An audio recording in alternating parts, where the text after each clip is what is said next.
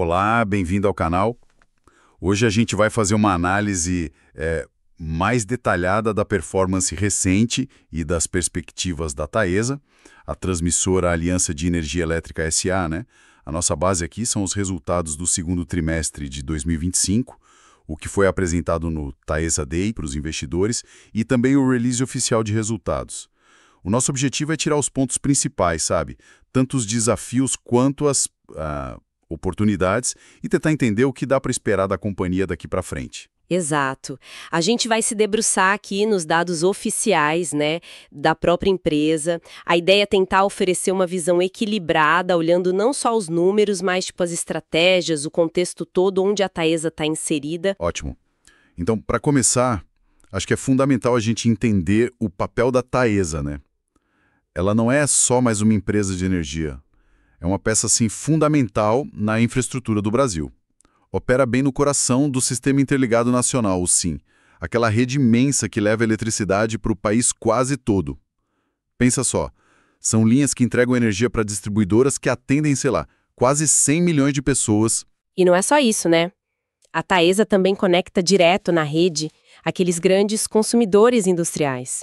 Integra as usinas geradoras novas, sabe? Hidrelétrica, eólica, solar. E até opera aquela interconexão internacional de energia entre o Brasil e a Argentina. É uma capilaridade, assim, impressionante. E a trajetória de crescimento também chama atenção, né? Começou com 8 ativos, lá entre 2006 e 2010, e hoje pulou para 44 concessões. Isso aí representou um investimento acumulado de 21 bilhões de reais ao longo da história, corrigidos, claro, e 7 bilhões foram só nos últimos 5 anos.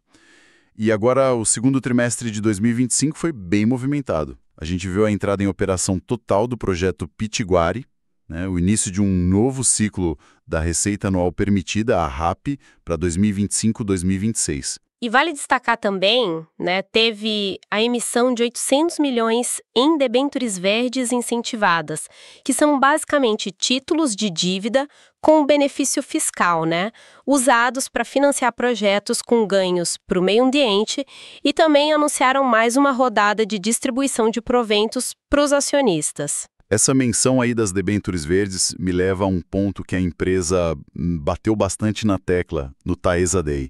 A transição energética. Como é que a Taesa se encaixa nisso? Olha, isso é um ponto crucial mesmo.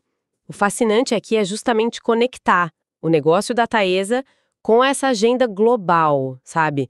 De descarbonização, eletrificação, para o Brasil conseguir integrar mais fontes renováveis, tipo eólica e solar, que geralmente ficam longe, né?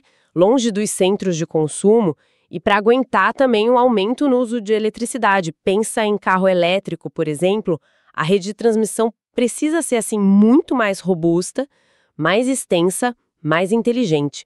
E a Taesa se posiciona exatamente aí, como essa ponte, essa infraestrutura indispensável que viabiliza essa transição toda. Interessante. E você tinha mencionado a evolução da estratégia de crescimento. Sim, isso é bem revelador, sabe? Olha só. Entre 2006 e 2015, uns 86% do crescimento da RAP, que é aquela receita máxima que a ANEEL permite para cada concessão, veio de comprar ativo que já estava funcionando. Era mais uma estratégia de consolidação. Já no período de 2016 a 2025, o jogo virou total. 98% do crescimento veio de construir projeto do zero, os chamados projetos Greenfield. E o que essa mudança de comprar pronto para construir do zero significa na prática? Para a empresa e para quem acompanha ela? Olha, significa, por um lado, que a Taesa desenvolveu uma capacidade muito forte de engenharia, de gestão de projetos, licenciamento, né? Mas, por outro lado, aumenta o perfil de risco. O projeto Greenfield é mais complexo, fica sujeito a atraso em licença, desafio na construção, pode estourar orçamento. Isso cria uma tensão estratégica importante. Como que a empresa equilibra essa busca por crescimento com esses projetos mais arriscados e, ao mesmo tempo, mantém a previsibilidade dos resultados e o pagamento de dividendos que, historicamente, atraiu tanto investidor para o papel? Essa é uma questão central hoje. Atualmente, são 25 concessões 100% Taesa, que somam aí uns 3,3 bilhões de RAP, e participações em outras 19, com mais 1,1 bilhão de RAP proporcional. Segundo trimestre de 2025. Vamos dar uma olhada na visão regulatória que a empresa geralmente prioriza. Certo. O lucro líquido regulatório ficou em 299,4 milhões no segundo TRI de 25, foi um aumento modesto, tá? 1,8% só, em relação ao mesmo período do ano anterior. Já a receita líquida regulatória, essa sim teve um desempenho mais forte. Chegou a 621,3 milhões. Isso é um crescimento de 7,2% na comparação anual. Ué, o que explica essa diferença? O que puxou a receita para cima, mas segurou um pouco o lucro? Então, a receita foi ajudada por alguns fatores principais. Primeiro, a entrada em operação de ativos novos, como o projeto Pithiviers e os reforços na concessão Novatrans. Isso adicionou nova RAP. Teve também o reajuste positivo pelo IPCA, um dos nossos índices de inflação principais em parte das concessões. Além disso, teve uma receita extra pontual de 17,6 milhões, veio de um acerto de contas de um ciclo tarifário passado, isso ajudou, e tivemos uma melhora na chamada parcela variável. Parcela variável? Como é que isso funciona mesmo? Me lembra aí? A parcela variável é uma métrica bem importante no setor. Basicamente, ela funciona como uma penalidade na receita se as linhas de transmissão ficarem fora do ar, indisponíveis. Quanto menor o valor dessa parcela, significa que as linhas ficaram mais tempo operando direitinho, sem interrupção. O que é bom, né? Então, uma melhora aí significa mais receita no bolso. Ok, então vários pontos positivos aí na receita. Mas teve algum contraponto? Algo puxando para baixo? Teve sim. O outro índice de inflação importante para a Taesa, o IGPM, teve um reajuste negativo em outras concessões. Isso puxou a receita para baixo nesse grupo de ativos. E aí a gente chega na questão do lucro. Os custos e as despesas financeiras pesaram bastante. O PMSO, que junta as despesas com pessoal, material, serviços e outros, sabe? É um indicador-chave da eficiência operacional, subiu 5,3% no trimestre. Esse aumento no PMSO preocupa. É sinal de perda de eficiência. Olha, é um ponto de atenção, sim. A empresa diz que parte disso é inflação geral, mas também teve um aumento nas provisões para contingências, tipo processo judicial, essas coisas, e alguns gastos não recorrentes.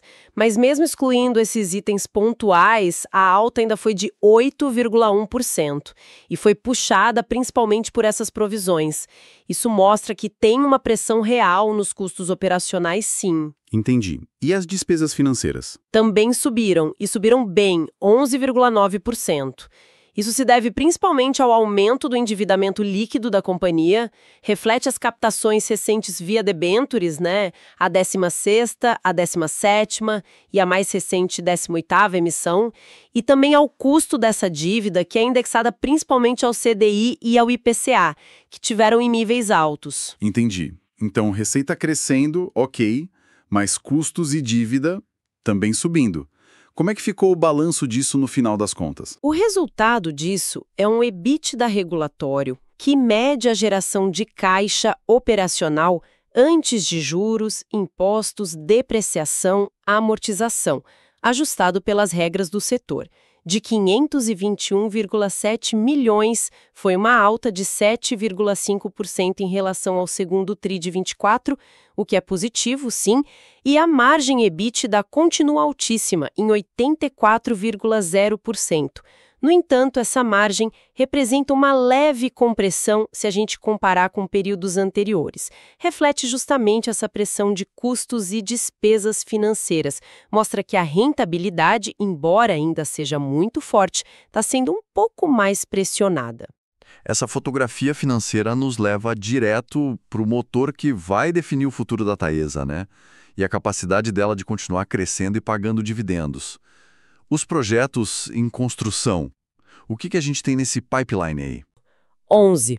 Juntos, eles representam o investimento total previsto pela ANEEL de 5,1 bilhões de reais e devem adicionar, quando estiverem 100% operacionais, 601 milhões à RAP anual da Taesa. É importante notar que 3 desses projetos já foram energizados recentemente. Já estão contribuindo com 212 milhões dessa nova RAP. E quais são os projetos mais relevantes aí, no meio desses 11? Temos alguns gigantes, viu? Ananai, por exemplo, é o maior ativo que a Taesa já ganhou sozinha num leilão.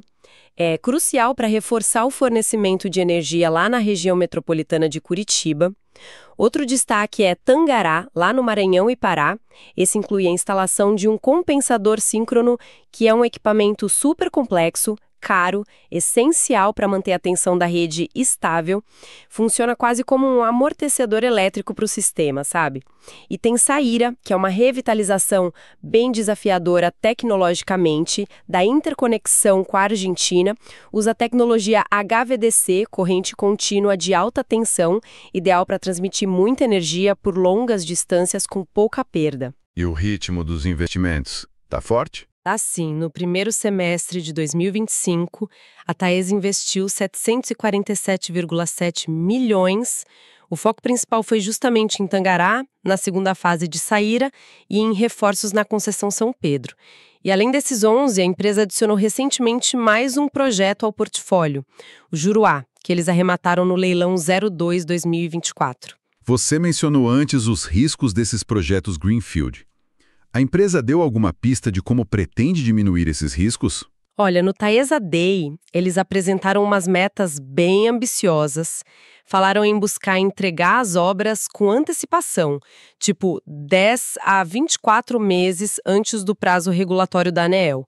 E também em ter eficiência de custo, mirando um capex, o investimento total no projeto, de 15 a 25% menor que o valor de referência da ANEEL. São metas ousadas, né? Ainda mais considerando a escala. Só nesses 11 projetos, a gente está falando de instalar mais de 10 mil quilômetros de cabos e quase 1.600 torres. É muita coisa. Isso parece bem otimista mesmo, especialmente porque já teve aquela menção a atrasos em Ananaí por causa de licenciamento ambiental, né? Qual o grau de realismo dessas metas aí? Exato, esse é o ponto crítico. O histórico da Taesa de entregar projetos como o Pitiguari, antes do prazo, dá uma certa credibilidade, claro. Mas cada projeto é um projeto, né? Licenciamento ambiental no Brasil é famoso por ser complexo, demorado, e eventos climáticos extremos, que estão cada vez mais frequentes, também podem atrapalhar cronograma, custo. Então, assim, embora as metas sejam claras, o risco de ter desvios existe sim, e precisa ser monitorado de perto pelos investidores. É aqui que aquela tensão que eu falei entre crescimento ambicioso e risco de execução se materializa de verdade. Faz todo sentido. E olhando o cenário mais amplo, tem mais oportunidade de crescimento para a Taesa além desses projetos que já estão contratados? Tem sim. O setor de transmissão deve continuar precisando de muito investimento. O Plano de Expansão da Transmissão do Governo, o PET/PEL 2025, estima algo em torno de 39 bilhões em novos projetos para serem leiloados nos próximos anos. Já tem até data marcada para leilões importantes ainda em 2025, o leilão número 04-2025, e para 2026, o número 01-2026. Essa necessidade de expandir é puxada pela transição energética, como a gente falou, mas também por cargas novas, tipo data center para inteligência artificial, e pela necessidade de adaptar a rede às mudanças climáticas. Com certeza, a Taesa vai estar de olho nessas oportunidades. Ok, então passamos pelos números, pela estratégia, pelos projetos. Vamos tentar consolidar isso tudo. Quais seriam os principais pontos positivos que saem dessa análise toda? Eu destacaria alguns, sim. Primeiro, a performance operacional continua muito sólida. A disponibilidade média das linhas no primeiro semestre de 2025 foi de 99,94%. É um número excelente, acima da média do setor, mostra eficiência na manutenção, na operação dos ativos que já existem. Segundo, o pipeline robusto de projetos já contratados. Isso garante uma avenida de crescimento de receita para os próximos anos. Terceiro, a empresa tem um histórico comprovado de execução, como a entrega antecipada de Pitiguari, e mantém um histórico consistente de distribuir dividendos, anunciaram mais 299,4 milhões de reais agora no T2/25, que é o equivalente ao lucro líquido regulatório do período. E quarto, tem um foco claro em inovação e eficiência interna, com programas como Taesa Digital Wall, uso de metodologias como Lean Construction. Certo. E do lado dos desafios, ou dos pontos negativos, o que mais chama a atenção? Olha, os principais pontos de atenção são o aumento dos custos operacionais, o PMSO, e das despesas financeiras. Isso pressiona as margens e a lucratividade, como a gente viu nos números do trimestre. A dependência forte do ambiente regulatório é outro fator. A receita depende dos reajustes anuais da ANEEL e os projetos dependem de processos de licenciamento ambiental que podem ser lentos, complexos. A exposição aos índices de inflação, IPCA e GPM também traz volatilidade e, claro, os riscos que são inerentes à execução dos grandes projetos Greenfield, a possibilidade de atraso, de estourar custo, como o caso de Ananás já sinaliza, além dos impactos de eventos climáticos extremos nas operações. Com base nisso tudo, o que a gente pode esperar da Taesa nos próximos trimestres? Quais devem ser as prioridades da gestão? O foco principal, sem dúvida nenhuma, vai ser a execução eficiente e dentro do prazo ou antecipada, como eles querem, dos projetos que estão em andamento. Ananaí, Tangará, Saíra Fase 2, o Novo Juruá e os reforços. Isso é crucial para entregar o crescimento prometido. A participação nos próximos leilões também vai ser chave para garantir a continuidade do crescimento lá na frente, no longo prazo. A gestão de custos, o PMSO, também deve continuar sendo uma prioridade, né? Dado esse cenário de pressão de inflação e de custos. E, finalmente, a empresa vai precisar navegar o cenário regulatório, especialmente a discussão sobre a renovação das concessões mais antigas. Isso está sendo tratado na tomada de subsídio 08/2024 da ANEEL. O resultado dessa discussão pode ter um impacto bem significativo no futuro da empresa. Bom, chegamos ao fim da nossa análise aqui sobre a Taesa. Fica bem claro que é uma empresa com um papel estratégico central no setor elétrico brasileiro, né, bem posicionada para capturar as oportunidades da transição energética, mas que também enfrenta desafios importantes na execução da sua estratégia de crescimento e na gestão de custos e riscos. Exato. E talvez a reflexão final seja justamente essa. O Brasil precisa urgentemente expandir e modernizar sua rede de transmissão, para viabilizar um futuro energético mais limpo, mais confiável. Empresas como a Taesa são essenciais para isso. A grande questão é: como conciliar essa necessidade de investimentos gigantescos e os riscos que vêm junto com projetos de infraestrutura desse porte, com a manutenção da rentabilidade histórica e da atratividade para os investidores que buscam a segurança e os dividendos que tradicionalmente são associados ao setor de transmissão. Encontrar esse equilíbrio, esse vai ser o grande desafio estratégico da Taesa para os próximos anos. É isso. Obrigado por nos acompanhar nesta análise. Se gostou, curta e se inscreva no canal para mais conteúdos como este. Até a próxima!